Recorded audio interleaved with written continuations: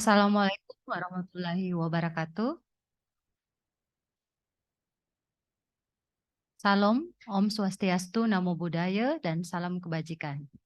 Puji dan syukur kita panjatkan kehadirat Tuhan Yang Maha Esa sehingga pada hari ini kita dapat melaksanakan kuliah umum dari Bapak Wakil Duta Besar Republik Indonesia untuk Belgia, The Honorable Excellency Muhammad Takdir. Kita beri aplaus dulu.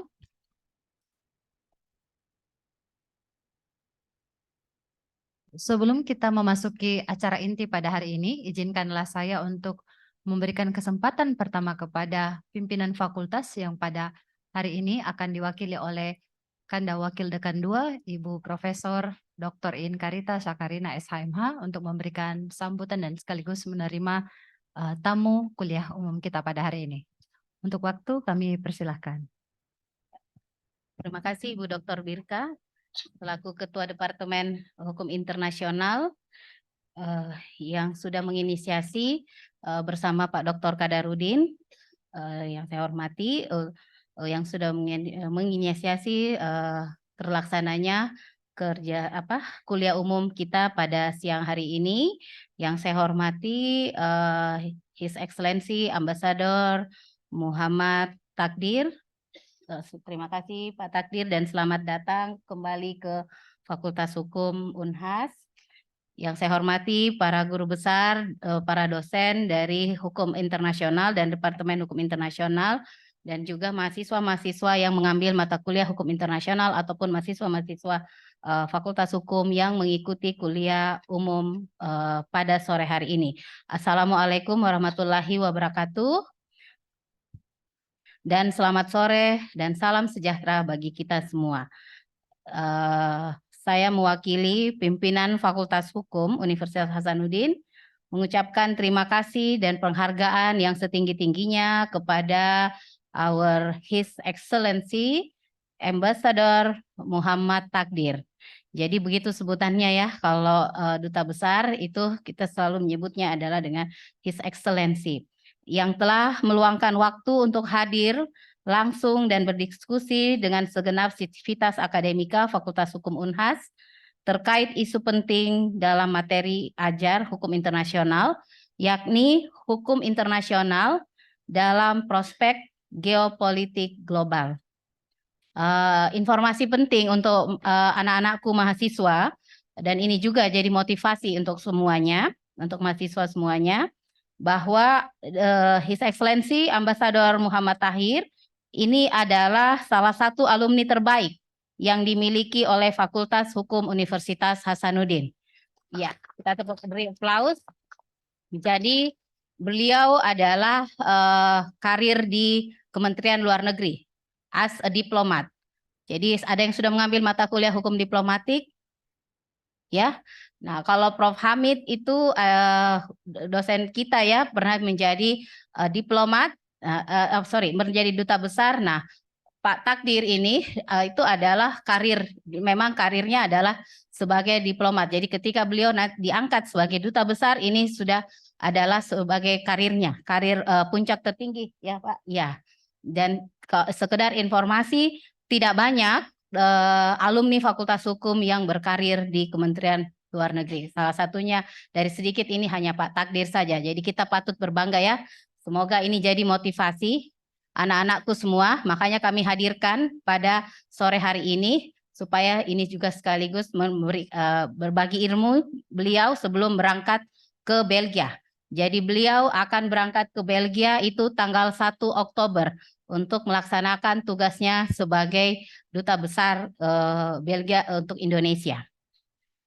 Nah, isu yang akan didiskusikan sore ini sangatlah penting, mengingat geopolitik kontemporer dewasa ini diwarnai oleh persaingan dan sekaligus kerjasama antar bangsa di bidang politik, ekonomi, militer, dan budaya. Dalam perspektif hukum internasional yang sangat berkaitan erat dengan hubungan internasional, karena hukum internasional merupakan sebuah sistem aturan, prinsip, dan konsep yang mengatur hubungan antar negara, organisasi internasional, individu, dan aktor lainnya, dan tentu saja dalam politik dunia. Nah, mungkin saya tidak usah berpanjang-panjang, langsung saja saya persilahkan dengan hormat His Excellency Ambassador Muhammad Takdir untuk memulai materinya. Silakan, Prof. Ya.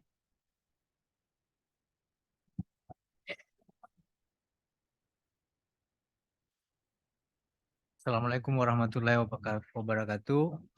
Yang terhormat Prof. In, Prof. Martin, dosen saya sewaktu masih di HI, Bu Firka, dan teman-teman semua. Saya mungkin, ini slide-nya banyak, tapi saya akan pick berapa aja. Nanti kita lebih bagus tanya jawab, terutama juga selain isu yang substantif, tentu adalah bagaimana sih kalau misalnya prospek alumni hukum internasional itu di mana-mana. Kan itu jauh lebih penting ya. Jadi saya akan bagi seperti itu. Bisa slide ini ya, lihat slide-nya ya. Politik luar negeri itu kalau kita lihat di slide berikutnya, seperti pendulum, bebas aktif. Ya sudah sering dengar di TV. Itu adalah kalau dalam bahasa Inggris independen dan aktif. Tapi seringkali baik diplomat asing maupun wartawan ataupun orang kita sendiri, bebas aktif itu kayak netral. Padahal nggak netral. Kenapa? Karena bandul dari pendulum ini itu kan sebenarnya di bawah. Tapi dia punya inti adalah yang di atas bendera ini. Bendera ini memang tetap di tengah. Bandulnya itu bisa kemana sesuai kepentingan nasional. Jadi kalau independen itu dipahami sebagai mandiri, maka kita act independently. Kita bertindak secara mandiri, tidak dipengaruhi oleh Cina, nggak dipengaruhi oleh AS dan seterusnya. Kalau kita aktif, itu kita aktif untuk semua isu, baik yang tematik kawasan ataupun tematik isu base. Itu kita aktif. Jadi kalau lihat kemarin KTT ASEAN mengenai Laut Cina Selatan, mengenai Myanmar itu kan bisa dia perhatikan gitu ya. Berikutnya, kalau kita perhatikan konsep bebas aktif pada masa pembentukannya, itu kan pengarahnya adalah Muhammad Hatta, ya, Bung Hatta. Kalau masuk ke dalam sejarah autobiografi Bung Hatta, itu ada 3 buku sebenarnya yang dihasilkan. Satu koperasi, yang kedua konsep bebas aktif dalam politik luar negeri, dan yang ketiga demokrasi. Coba perhatikan apa ketiga buku ini sangat relevan dengan sekarang, sangat. Koperasi tentang ekonomi, bebas aktif sekarang tentang yang kita lakukan, demokrasi tentang salah satu fundamental paling kritikal dalam kehidupan dan kelangsungan hidup bangsa. Kalau sebuah negara tidak memiliki asas-asas demokrasi yang diperlukan saat ini, maka dia akan hilang, ya, tenggelam, ya. Nah, sebagai diplomat itu bukan hanya seperti saya sekarang. Teman-teman ini juga diplomat sebenarnya. Kenapa? Karena diplomasi itu sudah ada first track itu seperti kami, second track itu seperti teman-teman semua. Mahasiswa itu kalau bikin Twitter, terus Twitter bilang tentang Putin, dia bilang Putin itu bangsat misalnya, itu pasti akan jadi trending. Kalau trending itu mendapat perhatian dari kedutaan besar Rusia di sini, jadi rame seperti Twitter dari PSI kemarin Tamara tentang Rusia. Jadi teman-teman ini sebenarnya sebagai aktor juga adalah diplomatnya. Cuma dia punya track adalah track second, track 3, track 4, terserah. Tapi itu disebutnya di dalam kamus diplomasi sebagai para diplomasi. Jadi pelaku diplomasi yang non-tradisional. Nah tugasnya itu representing, protecting, negotiating, promoting, reporting. Teman-teman nanti nih kalau ada yang dapat misalnya beasiswa pertukaran IMF Amerika Indonesia misalnya. Tugasnya apa? Tugasnya representing. Mewakili bahwa kamu itu dikirim ke Amerika, dikasih beasiswa itu untuk bertindak, berpikir, dan berperilaku sebagai orang Indonesia.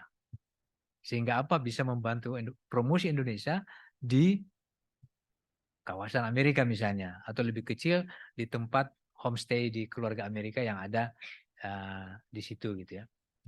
Itu. Nah, secara umum politik luar negeri kita itu sangat tergantung, perspektifnya sangat tergantung kalau ingin menstimulasi kerjasama regional, kerjasama internasional, bilateral dan segala macam, itu ada 2. Pertama, geographical proximity, misalnya Australia, Indonesia, itu karena dekat. Indonesia, Malaysia, itu bisa menstimulasi kerjasama regional. Tapi gimana dengan Amerika? Itu kan nggak dekat, jauh. Nah, itu kita lihat apakah Indonesia dengan Amerika punya share interest. Kalau dia punya share interest, pasti ada kerjasama. Kalau ada kerjasama, Nah, disitulah biasanya orang-orang hukum masuk. Kenapa? Kalau kita kerjasama harus ada apa? Perjanjian. Kalau kerjasama dengan swasta kan harus ada kontrak. Siapa yang nyusun kontrak? Bukan orang lain, orang yang paham hukum, ya kan? Jadi semua yang kita lakukan ini sebenarnya basisnya tidak bisa lepas dari hukum. Makanya ketika saya dengar fakultas hukum itu setelah saya nggak pernah ada yang masuk ke Kemlu. Nah karena itu saya ingin menggunakan kesempatan ini teman-teman agar animonya untuk masuk ke Kementerian Luar Negeri itu juga besar, ya. Jangan melihat hukum internasional itu agak abstrak, terlalu abstrak di apa istilahnya itu dibayangkan, oh apa sih yang bisa dilakukan kalau kita alumni hukum internasional di kementerian ini, di kementerian itu, kayaknya susah kan? Padahal nanti saya kasih contoh-contoh. Itu sangat mudah, sangat membantu. Saya selama ini background hukum internasional itu membantu saya dalam menyusun apa-apa yang harus dilakukan oleh pemerintah. Ya. Nah sekarang ini dunia nggak bisa lagi dilihat, oh Indonesia itu ada di kawasan Asia Tenggara, dia punya luas pulau segini dan segala macam. Tapi Indonesia itu dilihat dari salah satu komponen kecil dari global citizen. Dunia ini semakin flat. Apalagi teman-teman yang punya medsos, sudah punya Instagram, punya Reels, punya LinkedIn gitu ya, punya koneksi dengan siapa yang orang Korea itu penyanyi-penyanyi itu saya juga. Nah, kayak K-pop itu kan K-pop itu punya Twitternya tuh. Kayak like, subscribe, share gitu kan. Itu membuat kita itu terlibat sebagai individu yang ada di Nrekang, individu yang ada di Makassar, itu terlibat dalam konteks global. Tapi masalahnya konteks globalnya kita mempromosikan K-pop-nya. Kita nggak mempromosikan punya kita. Nah, kita ingin teman-teman mahasiswa itu mempromosikan punya kita.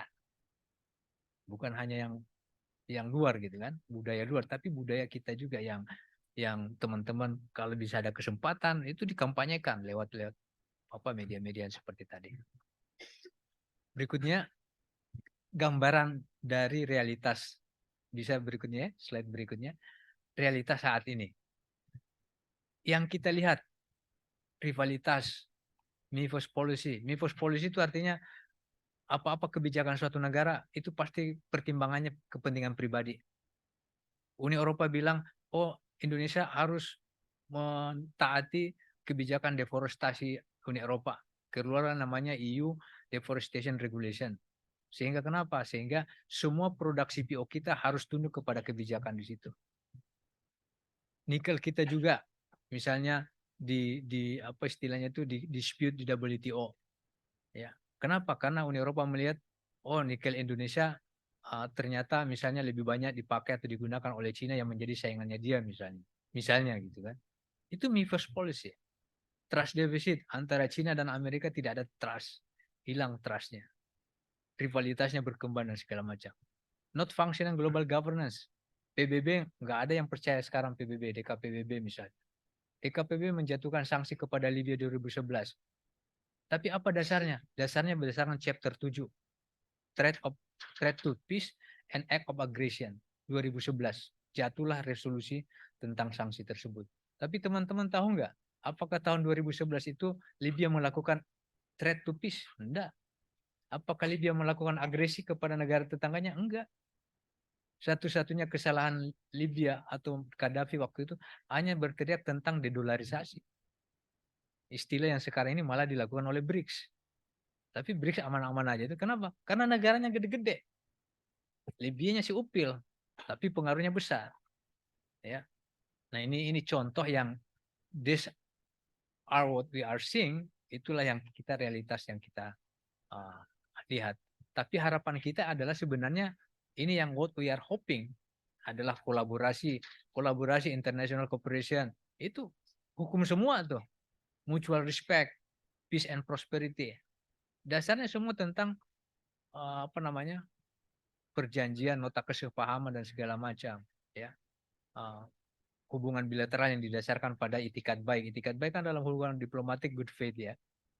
Kalau teman-teman melakukan perjanjian kemudian apa istilahnya itu mangkir gitu kan? Apa namanya itu? Fakta sunt servanda. Ya kan?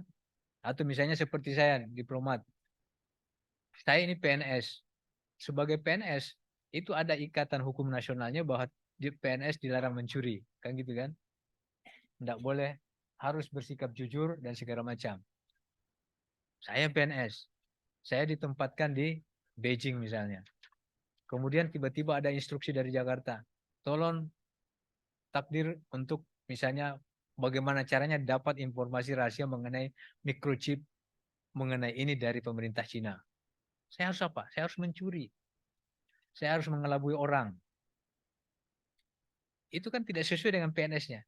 Tapi berdasarkan Konvensi 6163 tentang diplomatik dan konsuler, itu kan ada namanya immunity and privilege. Apa logikanya dikasih immunity dan privilege? Ada logikanya. Logikanya apa? Bahwa pengarang konvensi ini itu punya tacit understanding, pengertian yang ya kita saling tahu sama tahu istinya TST, tahu sama tahu. Kamu di sini pasti melakukan apa-apa, tapi selama kamu tidak tertangkap saya nggak ngapa-ngapain. Begitu kamu tertangkap saya persona non grata. Kan gitu kan? Jadi kalau kita mencuri kita mesti mencuri dengan pinter biar nggak ketangkap. Tapi begitu ketangkap kita harus dilindungi. Kenapa? Karena kita ada instruksi negara untuk misalnya mencuri microchip. Tapi itu dulu konsep itu tentang dulu which is sekarang karena pengaruh besarnya pengaruh. Boleh slide selanjutnya yang monisme. Tentang monisme, inkorporasi dan transposisi. Sebelumnya dia awal-awal kayaknya. Awal. Ya. Jadi aturan tentang PNS saya mengikat, tapi konvensi yang mengatur rejim internasionalnya itu juga menyatakan saya harus melakukan sesuatu yang secara PNS tidak pas. Jadi itu artinya apa? Ada pertanyaan apakah hukum kita monisme, kita menganut monisme enggak? Apa kita menganut dualisme? Kalau monisme itu kan hukum internasional dalam hierarkinya menjadi yang tertinggi daripada hukum nasionalnya. Tapi kalau dualisme, masing-masing subjek hukum nasional dan internasional berbeda, jadi sederajat. Nah, apakah aturan PNS dengan aturan konvensi itu sederajat? Atau dia monisme? Nah, itu salah satu pertanyaan-pertanyaan yang sering timbul dalam diskusi kalau kita melibatkan diri dalam hubungan-hubungan internasional berdasarkan aturan-aturan hukum internasional publik. Ya, akan banyak pertanyaan-pertanyaan mengenai apakah ini wajar secara hukum nasional, apakah ini dibenarkan secara hukum nasional, atau apakah ini dibenarkan secara hukum internasional. Karena tidak semua secara nasional bagus, secara internasional juga bagus. Atau tidak semua secara nasional, secara internasional bagus, secara nasional bagus. Kadang-kadang ada yang tidak klop tuh. Ya, misalnya dalam sisi ekonomi, dumping itu tidak bagus.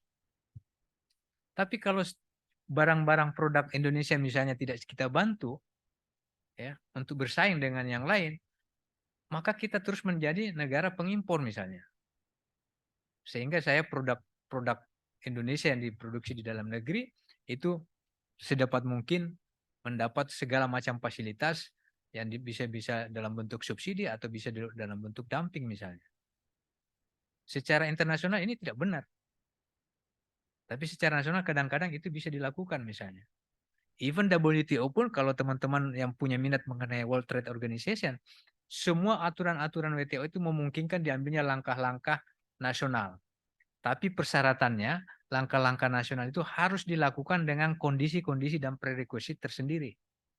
Kalau mau melakukan safeguard bisa, tapi yang di safeguard itu harus berdasarkan keputusan dari asosiasi industri. Jumlahnya pun harus ada. Dan itu pun dibuktikan bahwa impor barang itu jeopardy atau merusak harga barang kita untuk mobil misalnya. Gitu kan? Nah, inilah pertanyaan tentang apakah hukum nasional itu diinkorporasi ya, nasional diinkorporasi ke dalam hukum internasional atau hukum internasional ditransposisi ke dalam hukum nasional kita. Intinya semua bisa, tapi dia dalam kacamata diplomasi yang jadi patokan adalah apa? Kepentingan nasional. national interest. Kalau national interest kita bilang kita harus mengambil safeguard, ya kita harus mengambil safeguard. Ya. Nanti komplainnya kita hadapi. Ya. Seperti misalnya Uni Eropa membawa kita ke ke dispute settlement body WTO tentang nikel, ya kita tetap bilang moratorium larangan ekspor nikel kalau tidak ada hilirisasi. Ekspor produk nikel harus dilakukan berdasarkan hilirisasi. Untuk nambah apanya? Untuk dapat menambah value add-nya. Jadi jangan barangnya habis ditambang itu yang diekspor, tetapi bagaimana yang ditambang itu diolah sehingga nikelnya itu menjadi apa, apanya itulah yang diekspor. Kenapa? Karena nilai tambahnya lebih besar. Harganya lebih bagus daripada kita mengekspor dia punya raw material sama Cina diproduksi, kemudian kita beli lagi. Casing-casing telepon kalian itu dari mana? Dari timah Indonesia. Tapi begitu beli Samsung, beli iPhone itu kan mahal kan? Tapi waktu mereka impor timah dari kita murah. Nah, itu bayangin aja bagaimana postulasi hukum bisa membantu kita dalam diplomasi. Nah, contoh-contoh lain ya, saya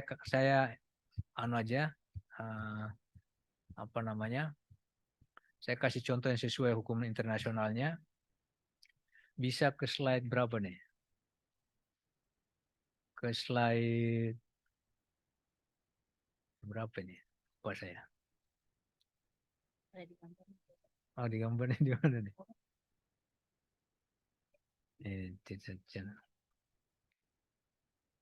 21, coba slide 21. Ya. Slide 21. Slide 21 itu tentang keinginan Angkatan Udara Libya untuk membeli CN-235 dari Indonesia. Ya. Iya. Libyan Air Force tertarik untuk membeli 3 CN-235 melalui perusahaan AESCO Al-Mustaqbal Engineering Service Libya. 3 unit itu lumayan buat kita. Tapi kita nggak bisa ngambil untung, kita nggak bisa memperoleh keuntungan. Kenapa? Karena Libya dilarang untuk mengimpor produk-produk yang bisa terkait dengan persenjataan. Libya masuk ke dalam listing sanksi negara yang disanksi tahun 2011 oleh Dewan Keamanan. Sehingga kira-kira kalau saya bilang apa yang harus dilakukan agar kita memungkinkan bisa mengekspor produk yang diminta Libya?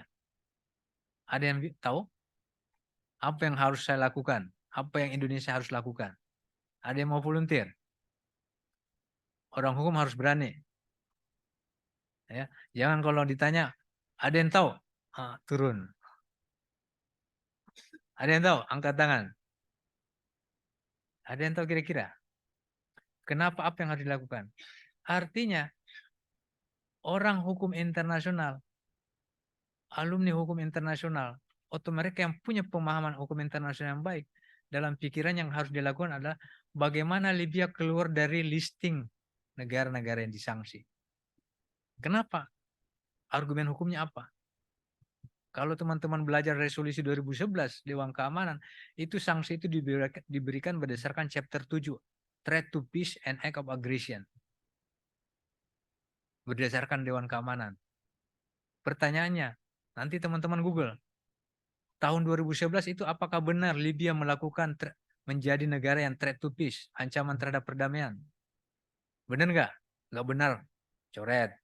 Apakah 2011 Libya menjadi negara yang melakukan agresi terhadap negara sekitarnya? Benar nggak? Nggak, coret. Terus kalau begitu, chapter itu nggak pas dong. Nah, itu yang dipelajari. Bagaimana sanksi-sanksi internasional itu menjadi salah satu objek studi hukum internasional yang masih jarang loh.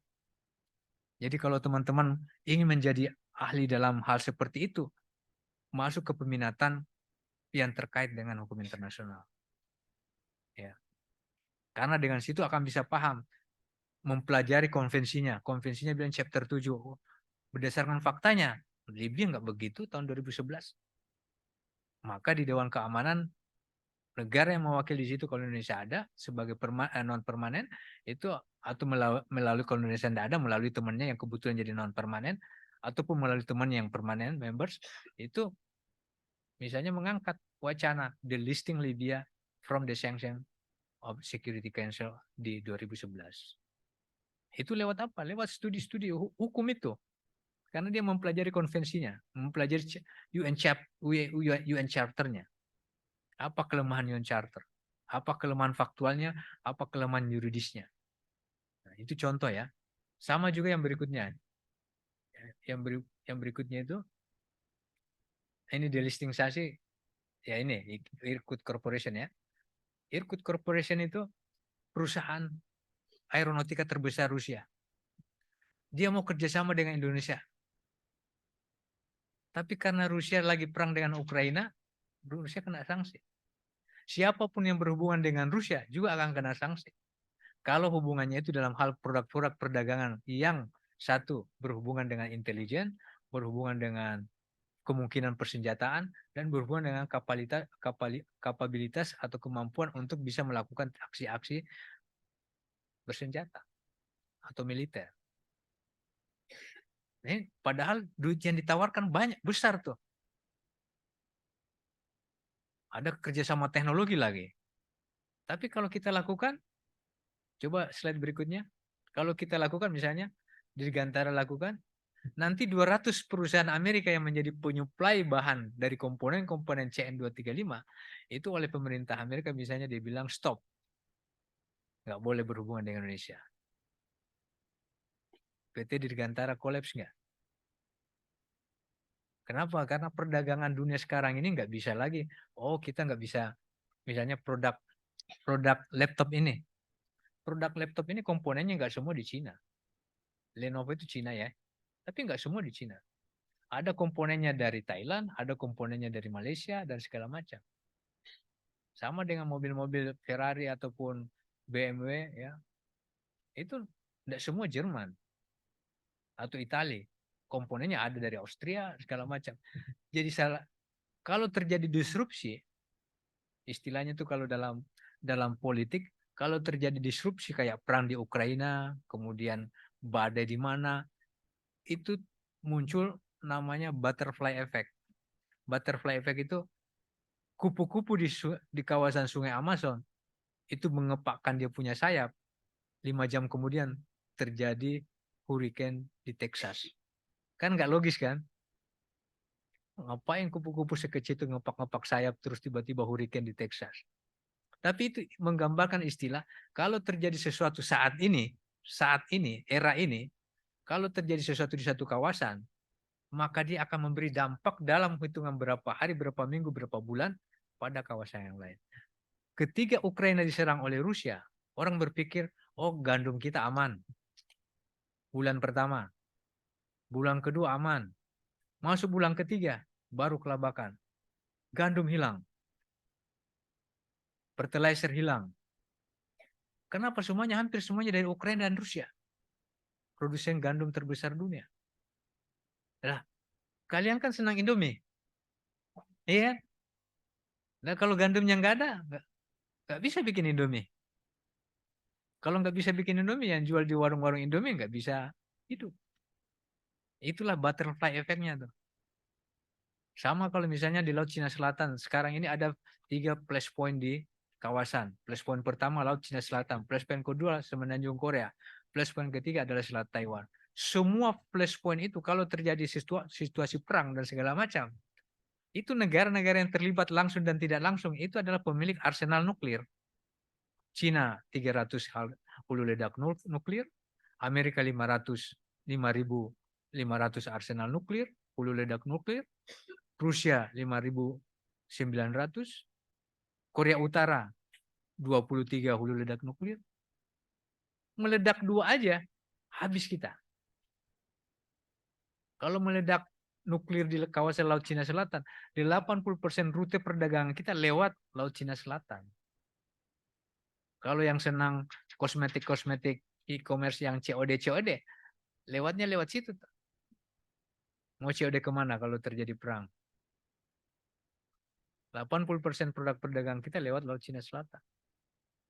Oleh karena itu, sebagai alumni hukum internasional, sebagai mahasiswa hukum internasional, mempelajari semua isu-isu itu Itu sangat luar biasa dari sisi studi hukumnya dan studi politiknya.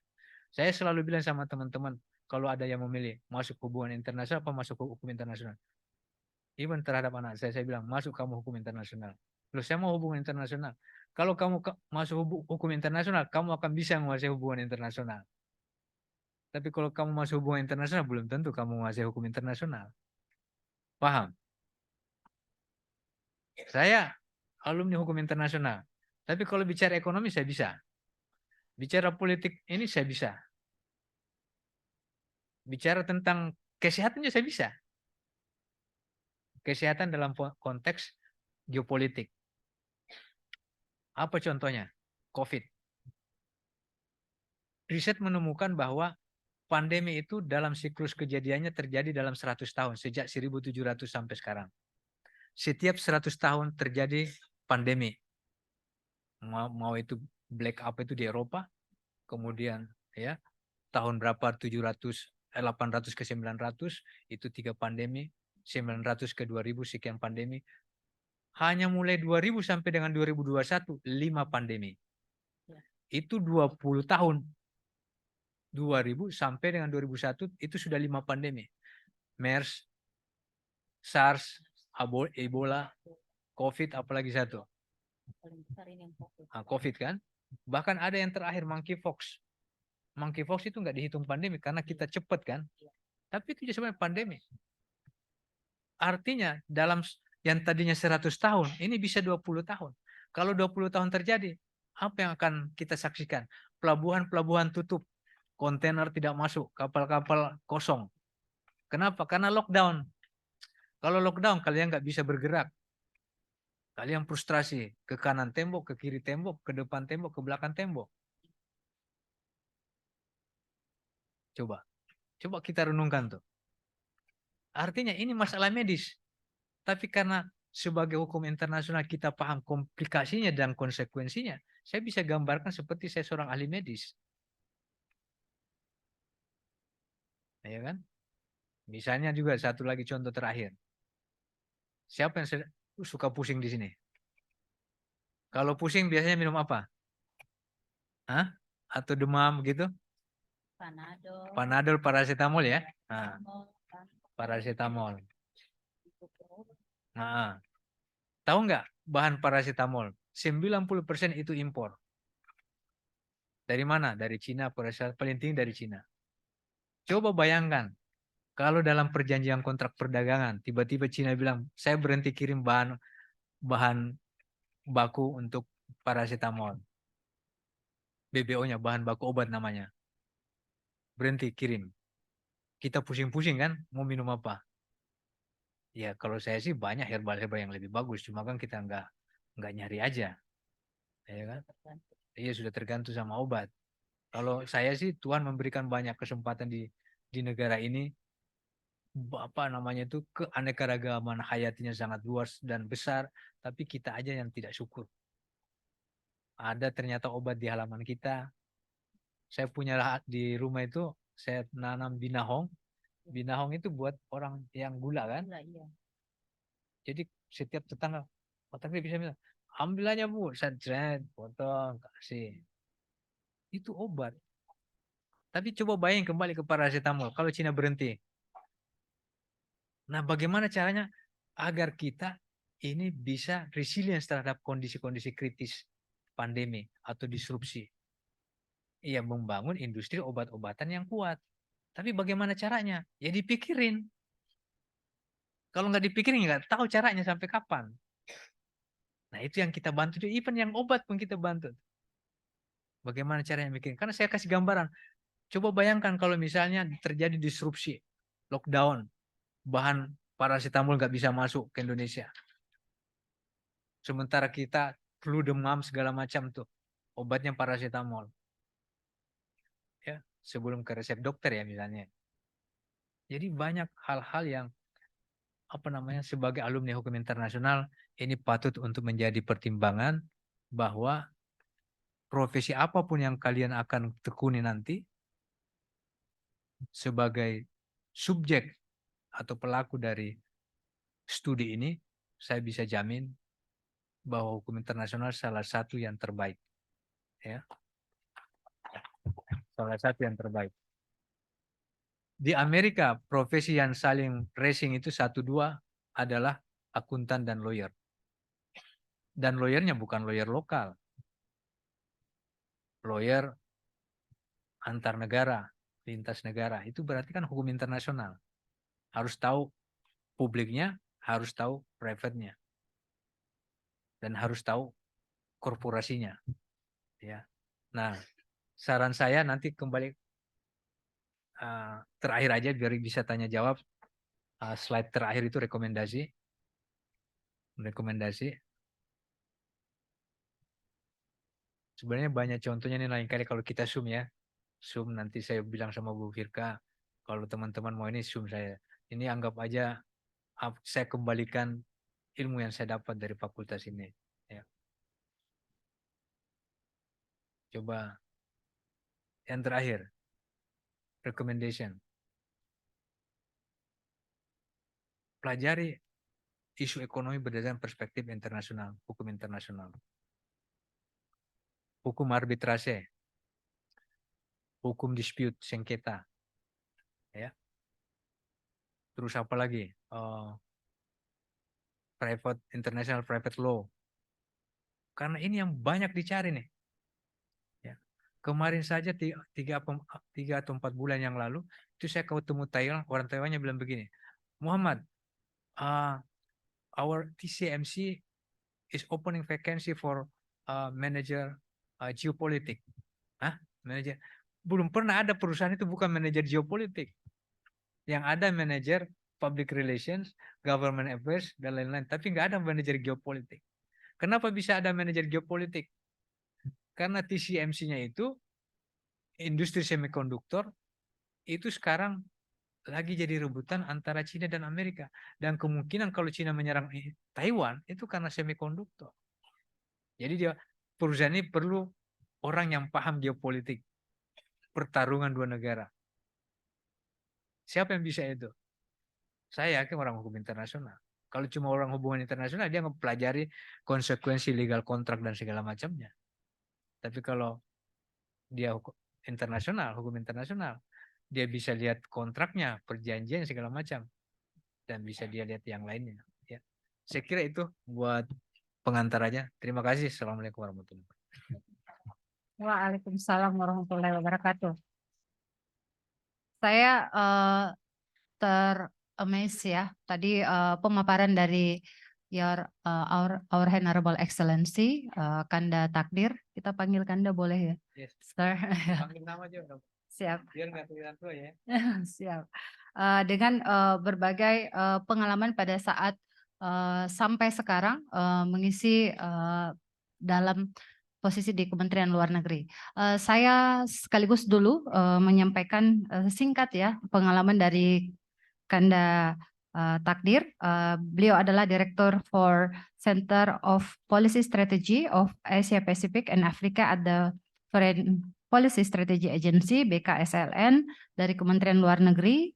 Memiliki banyak working experience di Directorate General for Social and Culture Relation, Directorate General for Political Affairs, Embassy of Republic of Indonesia in Ottawa, Canada, Embassy and Permanent Mission of the Republic of Indonesia to the United Nations in Vienna, Austria, Deputy Director for Planning and Organization Affairs, MOFA, Permanent Mission of the Republic Indonesia to the United Nations in Geneva, Director for Policy, Director of Center for Policy Strategy of Asia Pacific and Africa 2012 sampai sekarang, dan kemudian yang terakhir itu posting beliau sebagai Wakil Duta Besar di Belgia. Beberapa juga penghargaan brevet diberikan kepada Kanda Takdir, yaitu United Nations Observer in East Timor Referendum, Negotiation Team for the Opening Bank of China, OPEC Legal Term, dan juga berbagai publish ya tulisan di media nasional dan internasional. Salah satunya itu adalah beberapa newspaper, Jawa Post, The Jakarta Post, Media Indonesia, Kompas, Koran, Jakarta, Rakyat Merdeka, dan sebagainya, termasuk Harian Nasional, dan juga beberapa termasuk yang lokal di Makassar, yaitu di Fajar. Tadi telah disampaikan beberapa materi Saya sekaligus juga menyapa Prof. Martin Napang. Teman-teman Prof, terima kasih sudah hadir. Teman-teman dari Departemen Hukum Internasional, ada Pak Sekretaris Departemen Hukum Internasional, Pak Dr. Kadar, yang dari tadi bolak-balik, dan ada juga Miss Rafika Ramli ya, yang menjadi untuk operator PPT kita pada hari ini. Tadi kita sudah mendengar ya materi yang diberikan mengenai dari Kanda Takdir mengenai bagaimana posisi hukum internasional dalam prospek geopolitik global, di mana kita melihat bagaimana urgensi atas isu hukum internasional, betapa kerennya ya, dan betapa utamanya untuk kita belajar hukum internasional, di mana hukum internasional itu memberikan kesempatan untuk melatih kemampuan kita, termasuk memecahkan persoalan internasional dengan analisa hukum yang cermat dan memberikan possible true ya, jalan keluar dalam kasus-kasus hukum yang ada. Sebelum saya membuka, saya ingin bertanya dulu ya sebelum sesi pertanyaan. Kanda Takdir, apakah dari awal memang langsung keren atau bagaimana ketika bersekolah, ketika kuliah dulu? Langsung keren seperti ini atau bagaimana Kanda? Bisa mungkin diceritakan sepintas dulu bagaimana kemudian akhirnya bisa, jangankan Kanda ya, tahun waktu Kanda berkuliah itu pasti berbicara tentang hukum internasional pasti orang masih barang apa ini ya? Di zaman sekarang 2023 saja anak-anak kadang-kadang belum terlalu melek melihat mengenai urgensi daripada hukum internasional. Nah, di zamannya Kanda itu pasti kesulitannya juga ada. Apakah langsung bisa keren atau apa? Apakah ada kegiatan-kegiatan apa yang kemudian memotivasi dan misalnya aktif di apa Kanda sehingga membuat analisa hukumnya itu lebih kental sampai saat ini? Sebenarnya yang ya saya terima kasih kalau dibilang keren ya. Tapi sebenarnya justru sekarang ini yang jauh lebih keren. Kenapa? Teman-teman ini punya kesempatan dan instrumen yang lebih bagus dari kami. Dulu itu nggak ada YouTube, nggak ada Twitter, nggak ada Instagram, nggak ada medsos, Facebook dan segala macam. Jadi kalau saya mau belajar bahasa Inggris, itu saya masuk ke BBC London subuh hari. This is BBC London. Dengerin, itu 20-30 menit. Kalau sudah selesai, sudah selesai. Tapi kalau sekarang saya mau belajar bahasa Inggris, saya masuk ke YouTube.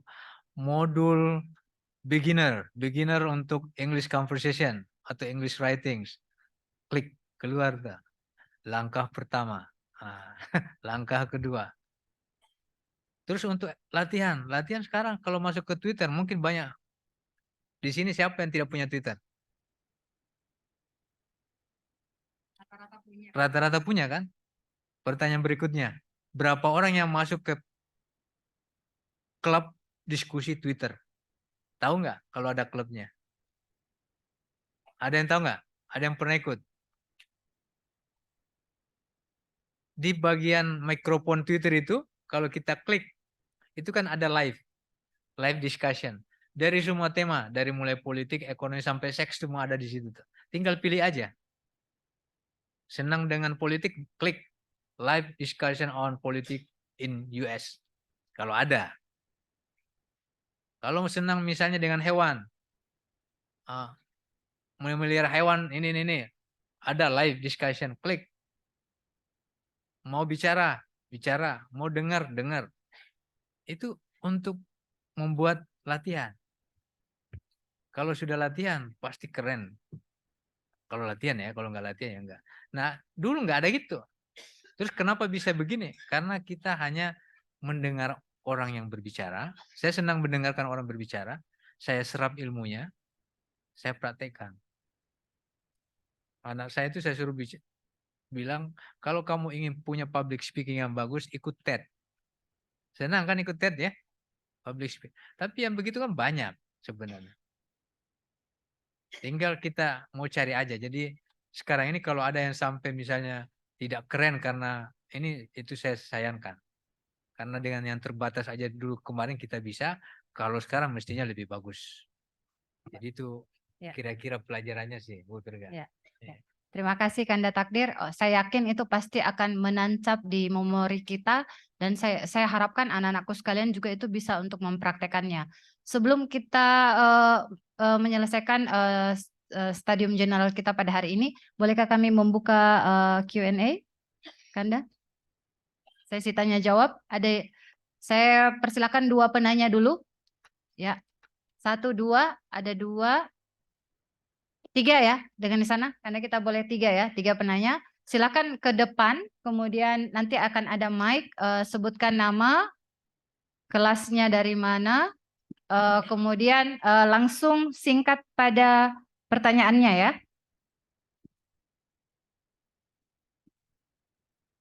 Tes.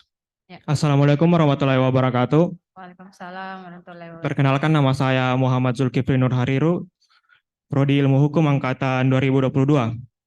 Ya, seperti yang kita ketahui bersama bahwa Amerika Serikat merupakan negara yang sangat besar dan berpengaruh dalam lingkup hukum internasional.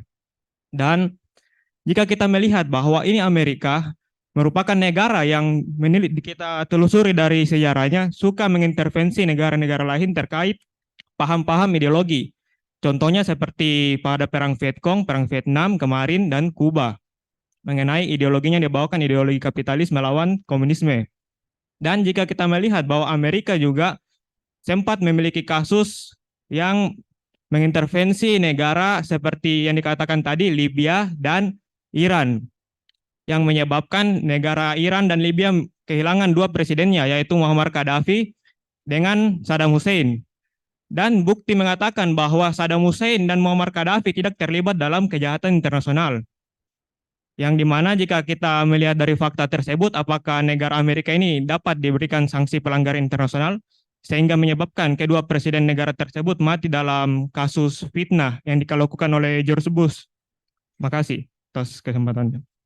Baik, oke, terima kasih kepada Kifli. Di bawahnya yang di depan dulu ya. Ya, terima kasih untuk kesempatan yang diberikan. Saya mau bertanya, kalau tadi pertanyaan saudara Kifli Nama dulu. nama saya Michelangelo. Kalau tadi pertanyaan saudara Kifli itu lebih mengarah ke dalam hal politik, pertanyaan saya lebih mengarah ke dalam hal ekonomi. Apakah Bapak Wakil Duta Besar pernah mengalami suatu konflik atau sesuatu peristiwa yang berkaitan dengan, khususnya pada tahun 2020 barusan ini yang lagi trending mengenai cryptocurrency atau Bitcoin? Karena seperti yang kita ketahui, visi daripada diciptakannya Bitcoin itu adalah untuk menjadi mata uang yang tidak berlaku bagi seluruh dunia, yang sama bagi seluruh dunia dan tidak ada batasannya. Dan kalau ada, bagaimana cara hukum internasional mengatasi permasalahan-permasalahan yang ada pada Bitcoin tersebut? Ya. Baik, menarik pertanyaannya. Silakan yang paling terakhir, yang paling di ujung belakang. Oh, tadi sudah ke depan. Oke. Nama, silakan. Tes. Ya, perkenalkan, nama saya Zafi Pasha Nugra Saputra. Saya ingin bertanya, saya juga mendengar suatu fakta di mana seorang diplomat memiliki privilege yang namanya ia kebal hukum, di mana artinya dia tidak perlu yang namanya menganut hukum yang hukum negara asing yang ditugaskan, tetapi dia juga harus menghormati. Pertanyaan saya, jika negara asing itu melukai diplomatnya, misalnya diplomat Indonesia, apa konsekuensi hukum yang akan terjadi di antara hubungan kedua negara tersebut? Sekian dan terima kasih. Baik, terima kasih. Itulah tadi 3 penanya kita pada hari ini. Dan saya lihat lumayan tajam ya menyoal mengenai isu internasional. Saya kembalikan kepada Kanda Takdir. Pertanyaan pertama ini selalu dan sampai sekarang menjadi perdebatan. Kenapa? Karena pertanyaan ini dijawab dengan kasus Putin. Bagaimana Putin dijadikan wacana untuk dijadikan penjahat internasional. Pertanyaannya kalau kita balik, kenapa Bush enggak? Ya kan gitu. Evolusi hukum internasional biasanya memang didikte oleh negara-negara besar. Kalau belajar hukum laut, itu pengaruh Inggris sangat besar. Ya, pengaruh negara-negara Nordik itu sangat besar dalam pembentukan hukum maritime atau hukum kelautan internasional. Tapi bukan berarti negara-negara kecil tidak bisa. Apa buktinya? UNCLOS 82 itu dipengaruhi oleh pikiran Indonesia, terutama dengan chapter Archipelago. Kalau Indonesia waktu itu ngotot, oke, Laut Jawa itu tidak boleh jadi laut internasional. Kenapa? Karena lebar laut kepulauan itu diukur dari waktu itu kan dari 3 mil kalau nggak salah, ya 3 mil tembakan Cannon. Kalau dilakukan di Laut Jawa, di tengah itu kosong, berarti itu laut internasional, ya open seas atau high seas, ya. Kalau high seas semua kapal bisa lewat seenaknya, ya kan? Tapi Indonesia paham bahwa kita harus win-win solution, negosiasi itu hukum internasional. Ahli hubungan internasional yang memperluas wilayah Indonesia tanpa perang itu ada 2, Muhtar Kusumatmaja dan Hasim Jalal. Itu tokoh hukum laut. Kita dapat lebar laut itu tanpa perang. Laut dalam, ya Laut Jawa yang jadi laut dalam, kemudian teritorial, kemudian zona ini, zona tambahan, eksklusif dan continental shelf-nya. Itu semua karena Hasim Jalal, karena Muhtar Kusumatmaja almarhum. Pengaruh pemikiran pembentukan rezim-rezim hukumnya. Nah, yang sekarang kita saksikan dalam kasus contoh yang disebutkan tadi Zulkifli, itu banyak didikte oleh Amerika, terutama dalam konsep mengganti pemerintahan yang sedang berjalan, regime change. Kenapa tidak ada ahli hukum yang mempertanyakan dasar dari regime change? Change by what? By who? Kok regime change di Libya kok by the United States? Itu regime change-nya oleh siapa? Oleh apa? Dasar apa? Kan itu pertanyaan-pertanyaan seorang yuridis tuh. Kalau dia tidak punya dasar, berarti dia baseless. Kalau dia baseless, dia valid. Dia null. Bisa diperkarakan. Nah, itu yang pertanyaan sekarang muncul ketika Kanada mengebom pusat pengelolaan air terbesar Libya pada tahun 2011. Kemarin terjadi badai. Itu orang kaitkan tuh. Kenapa terjadi apa namanya? Kayak tsunami atau apa gitu ya, banjir besar. Nah, sekarang banyak di Twitter itu kalau ngikuti di trendingnya crocodile tears, air mata buaya. Kenapa? Karena banyak orang asing sedih, tapi kalian dulu yang mengebom Libya. Nah, sekarang pertanyaannya Zulkifli, apakah bisa dibawa ke hukum internasional? Bisa aja. Tapi kan namanya hukum internasional selalu tarik-menarik dengan apa? Politik internasional. Nah, itulah bagusnya kita sebagai hukum internasional. Karena kalau kita hukum internasional, kita otomatis akan tahu dia punya nuansa politik. Tapi kalau dia alumni yang lain selain dari hukum internasional, dia nggak bisa tahu dasarnya. Dasarnya apa? Yang kayak tadi regime change. Regime change-nya dia nggak tahu. Dasarnya apa? Tapi kalau ahli hukum dia akan tanya, regime change itu dasarnya apa? By your constitution? By international convention? By treaties atau by apa? By customary. Lama-lama dia jadi customary. Kenapa? Karena mulai itu regime change. Bukan hanya di Libya kan? Di Irak. Di Afghanistan. Di mana lagi? Sekarang Rusia ini kemungkinan regime change tuh. Dengan Wagner misalnya. Tapi kan gagal. Lama-lama jadi di customary. Kalau dia sudah customary, nanti dia dikonseptualisasikan dalam satu postulasi hukum internasional. Jadi prinsip bahwa semua negara yang dianggap diktator dianggap oleh siapa? Kok bisa dianggap itu dari kamu gitu kan? Apa dasarmu? Misalnya.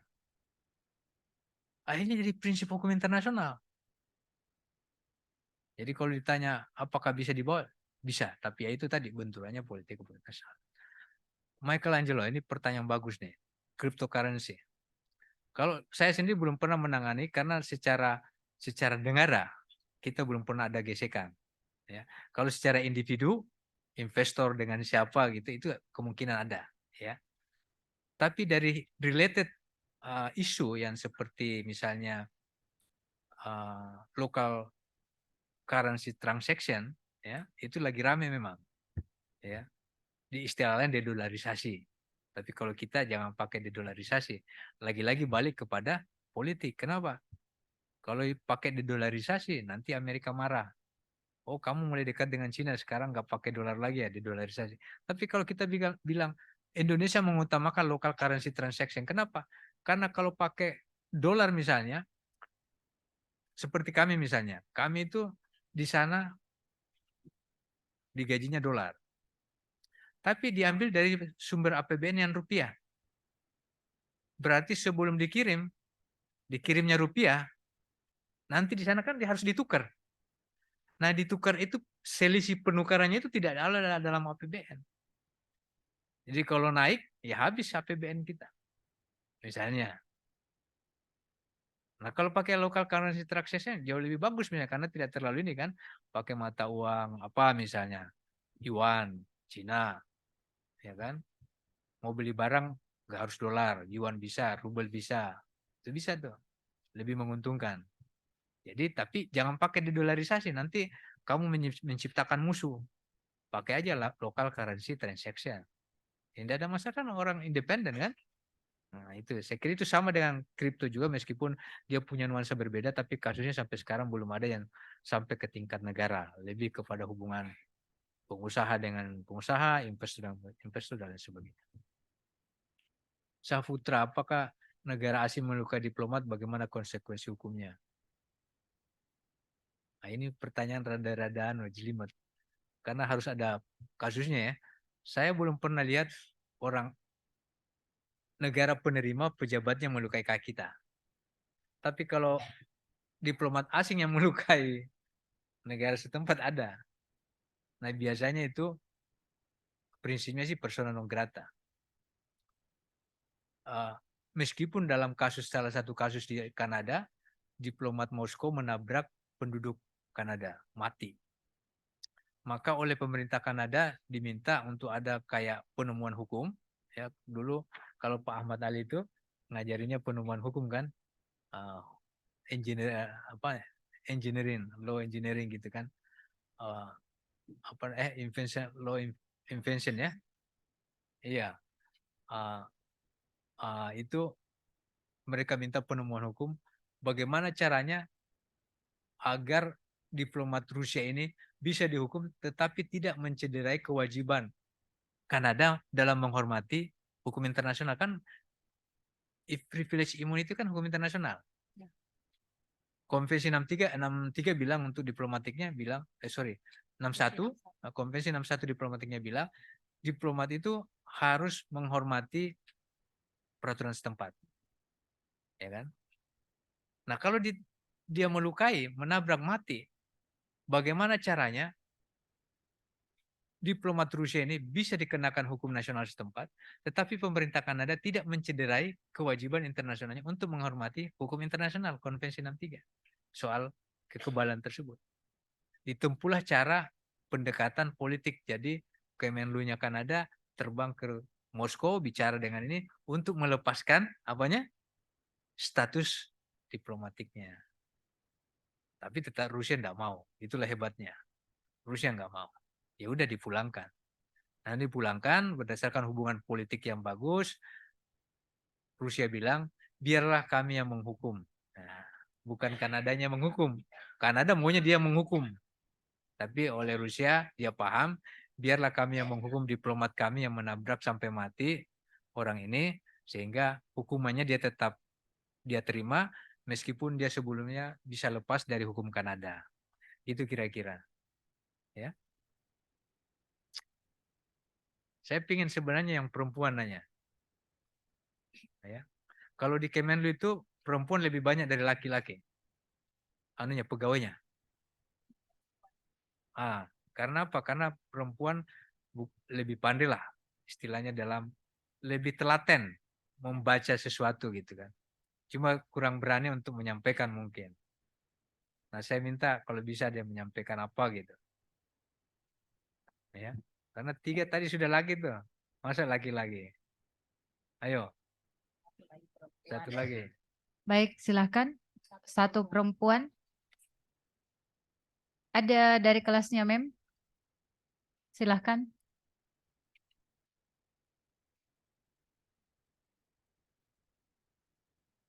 Biasanya nih cat saya. Kalau di luar kelas biasanya dia tuh datang bergerombol bertanya. Silakan, mumpung ada Prof. Martin Napang, ada Prof. Iin, ada Kanda Takdir, ya silakan yang di belakang satu orang. Tanya Ya, gimana ya, cara silakan. masuknya. Ya. Mau tanya tentang bagaimana jadi apa bisa bergabung di Kemenlu, silahkan.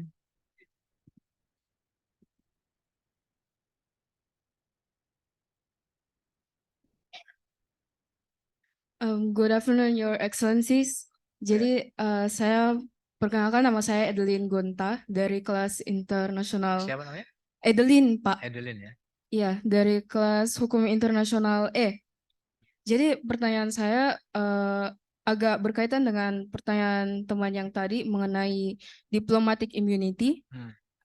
Saya mau Bapak sedikit menjelaskan bagaimana selama ini Bapak sudah menikmati diplomatic immunity ini dan seperti apa benefit dan perlindungan dan yang Bapak dapatkan selama menjadi seorang diplomat.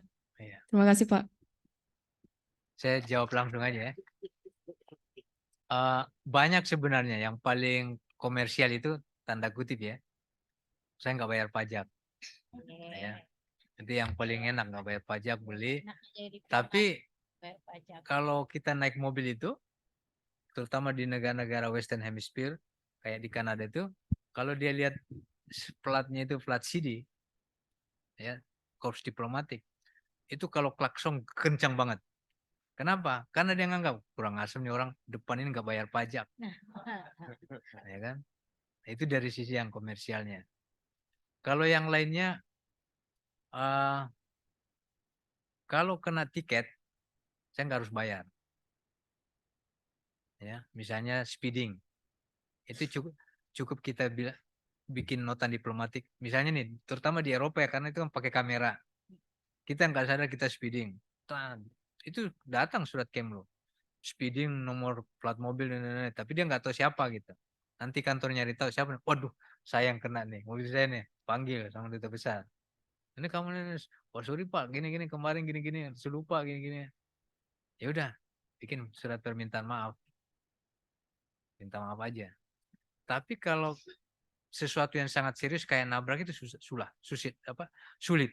Makanya kasus yang Rusia ini itu sempat jadi insiden internasional.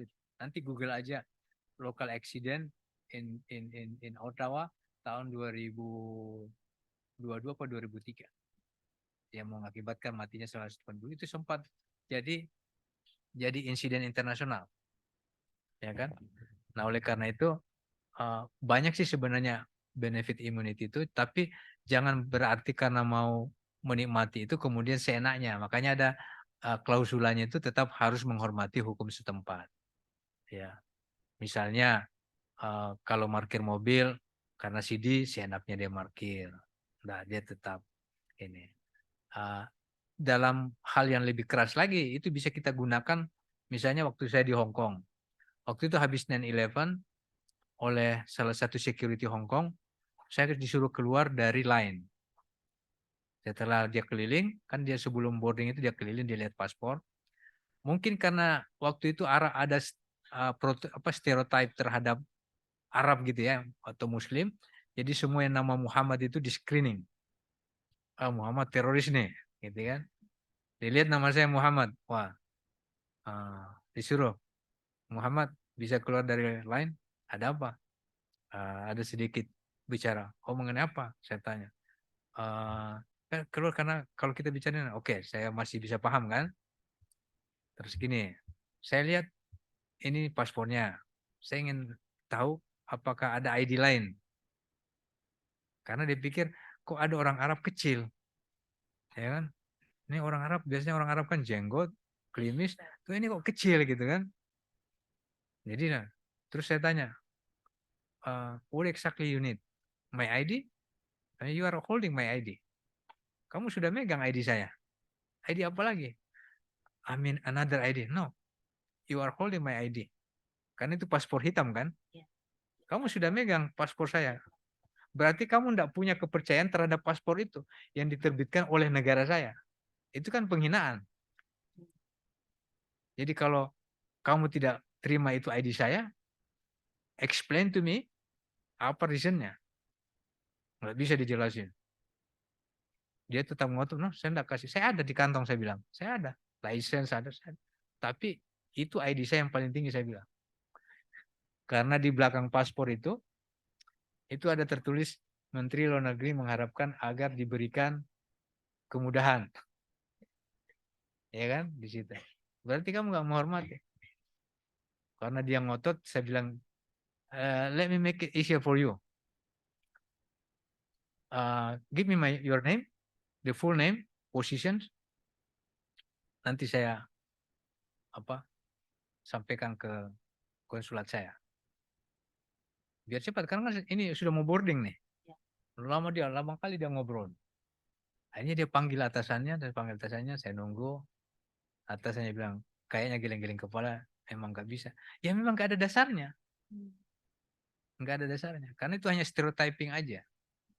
Nah kita sebagai yang paham hukumnya, nah itu kan saya bilang tadi, kalau paham hukumnya, kalau orang hubungan internasional dia nggak paham, dia karena dia kasih dia ID-nya. Nggak masalah sih, nggak salah juga. Dia kasih KTP-nya, iya skala mental gitu disaksikan, oh namanya Tom Muhammad. Oh sama aja. Tapi kan kita menlegitimasi bahwa dia nggak menghormati paspor hitam itu.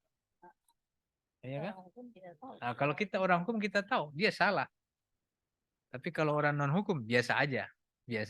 Kasih KTP selesai, saya balik lagi ke lain, ke barisan. Tapi menurut saya salah dia. Makanya begitu saya minta your name, your position, dia kaget. Akhirnya saya bicara dengan atasan saya dulu. Atasannya dia, oke. Oke. Itu kira-kira anunya immunity ada, privilege tapi jangan dimanfaatin. Disalahgunakan maksudnya. Baik, terima kasih kepada Kanda Takdir atas jawaban-jawaban dan juga sekaligus memberikan inspirasi kepada kita bagaimana jika kita betul-betul belajar, insya Allah pasti akan membuat kita juga menjadi seorang calon alumni sarjana hukum yang berkualitas. Saya sekali lagi akan menutup dengan menyampaikan apa yang disampaikan oleh Kanda Takdir tadi adalah bagaimana anak-anakku semua untuk betul-betul belajar dengan giat untuk isu-isu hukum internasional, termasuk sub di bawahnya itu adalah hukum ekonomi internasional dan juga bisa bergabung dalam pusat kajian yang ada sehingga nanti akan mempertajam skill hukum dan juga keterampilan hukum yang ada. Mudah-mudahan dengan hadirnya our Honorable Excellency Kanda Takdir pada hari ini akan memberikan motivasi kuat bahwa kita harus bisa dan terus belajar untuk meningkatkan kemampuan diri kita. Kami juga mau menyampaikan bahwa pada saat penerimaan mahasiswa baru, kami di Departemen Hukum Internasional sudah melaunch tagline kami yaitu Global Citizenship, Smart and Virtuous. Mudah-mudahan akan menjadi pakem-pakem buat anak-anakku sekalian untuk kemudian bisa dilaksanakan dalam kehidupan perkuliahannya sehari-hari. Smart Generation dibangun dari langkah-langkah yang kecil. Terima kasih semuanya kepada Prof. Martin Napang, Prof. Dr. In Karita Sakarina, Kanda Takdir, sekali lagi panitia dan semuanya anak-anakku sekalian. Wabillahi taufiq wal hidayah. Wassalamualaikum warahmatullahi wabarakatuh dan selamat sore. Ya, jadi adik-adik ditahan dulu karena masih ada nanti sesi foto bersama di akhir ya. Untuk berikutnya kami mohon kesediaan dari Wakil Dekan 2 Fakultas Hukum Universitas Hasanuddin untuk memberikan piagam penghargaan kepada narasumber kita, His Excellency Muhammad Takdir dan moderator kita pada sore hari ini, Ibu Ketua Departemen Hukum Internasional, Ibu Dr. Birkah Latif SH MH LLM.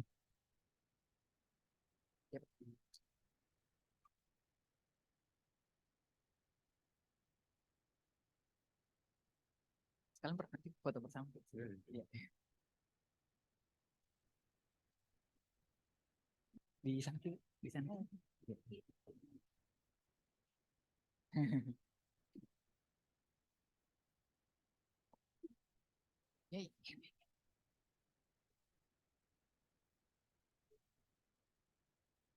Ya, piagam penghargaan kedua dimohon kesediaan dari WD2 ke moderator kita sore ini. Ya.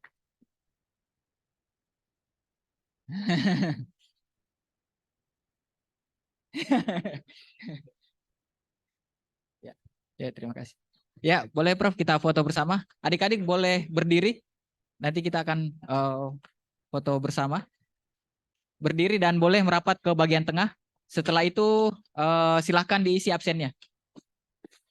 Jangan lupa juga di-scan barcode-nya untuk dapat sertifikat elektroniknya ya.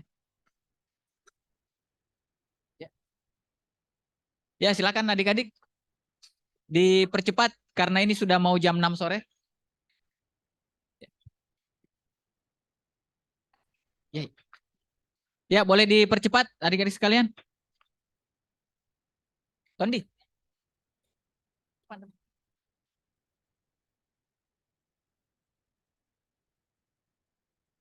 Ayo yang di ujung cepat Ki, Dek.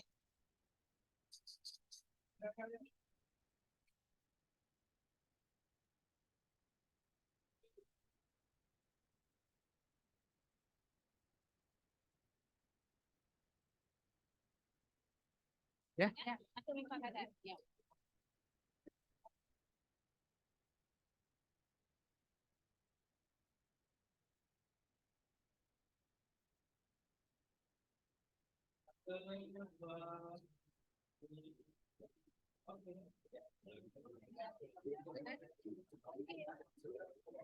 Daerah sana